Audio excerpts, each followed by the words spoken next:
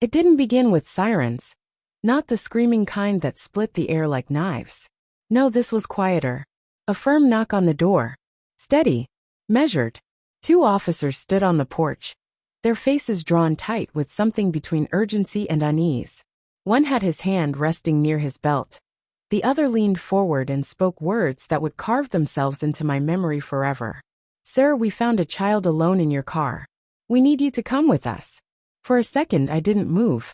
My mind struggled to catch up, fogged by the bitterness of the morning's coffee still swirling in my stomach.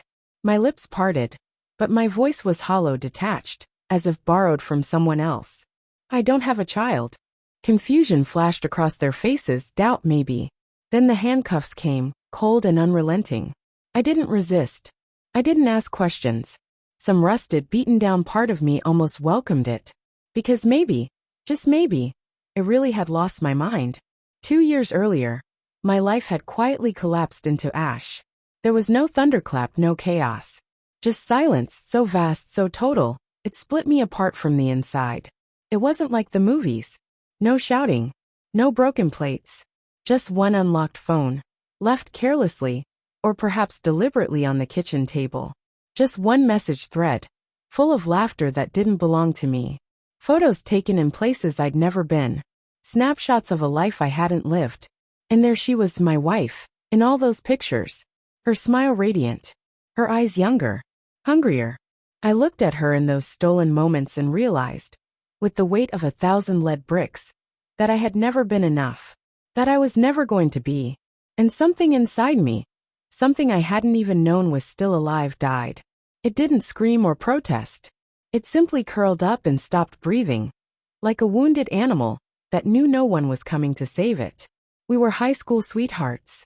That's supposed to mean something, right? It meant I was there through everything. Holding her hair back when she had the flu. Assembling shelves at midnight. Letting my own ambitions decay, while I made sure hers thrived. I gave her pieces of myself the way a child gives away candy. Naive and eager. Believing love was meant to be selfless, even if it meant bleeding alone.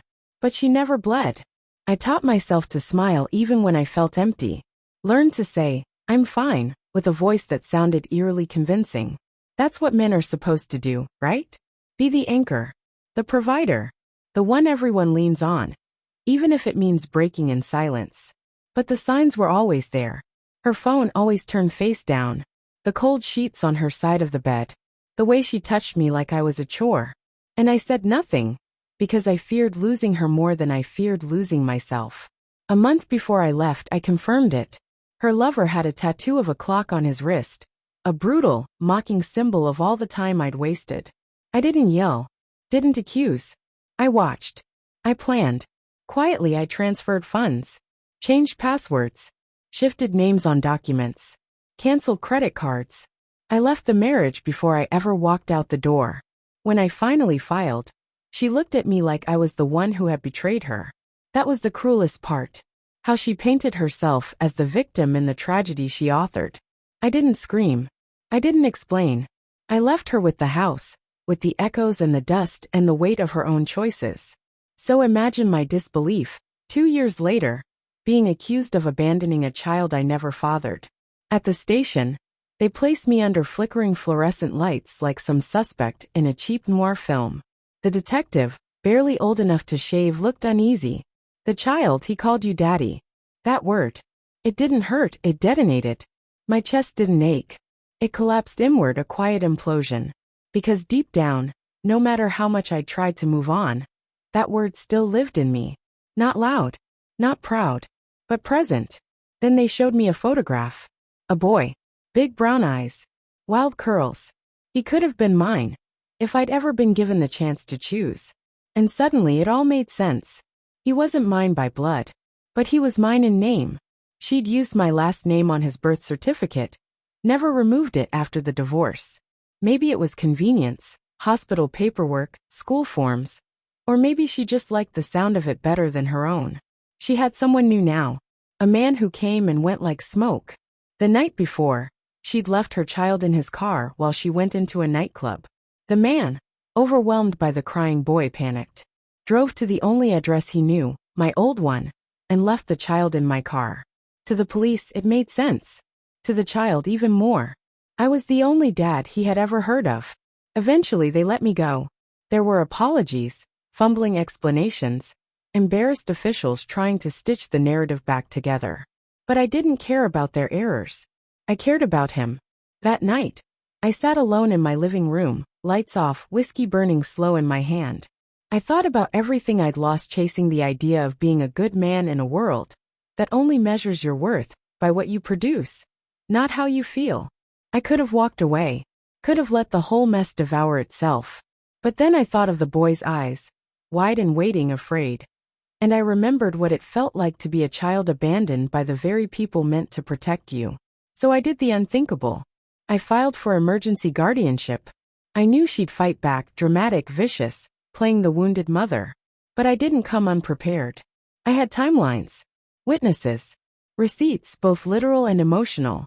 I had built a case on years of truth she never thought would surface. In court she crumbled. Her new man never showed. Her own mother sat silent. And when the judge granted me custody, temporary but real, I didn't celebrate. I didn't gloat. I just exhaled. For the first time in years, I breathed fully. Not for myself. For him. He calls me dad now. Not with fear. Not because it's the only word he knows. But because he feels it. He believes it. It's real now. I'm not perfect. I never will be. But I show up. I listen. I heal, slowly, painfully, relentlessly. I bleed so he doesn't have to. She reaches out sometimes. Not for him. Never for him. Just to me. Maybe it's guilt. Maybe boredom. Maybe she just wants to see if there's anything left of the man she once controlled. There isn't. That man. The one who stayed silent, who begged for scraps of affection, who let himself be erased, died in the quiet. The man standing now was forged in fire. And the child she left behind, he's the reason I stopped surviving. He's the reason I'm becoming.